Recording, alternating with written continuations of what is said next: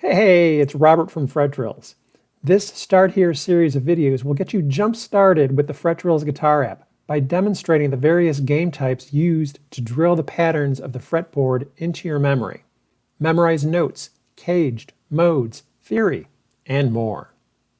Starting from fretDrills.com, clicking the Apps button brings us to the interactive table of contents. Each one of these links brings you to an individual lesson page. Let's click on the first one. A lesson page may have 3 types of games on it: a mobile game, and then 2 more games that use your guitar: the Guitar Interactive game and the Lick Looper. Some of the games also track statistics.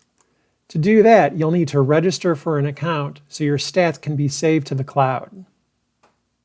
Let's jump back to the home page, and you'll need to follow the sign up/login link. Follow the instructions and register. There is a set of lessons that is free for you to evaluate. No credit card is required.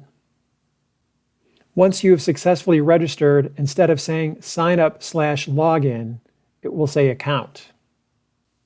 So go right now and get yourself signed up.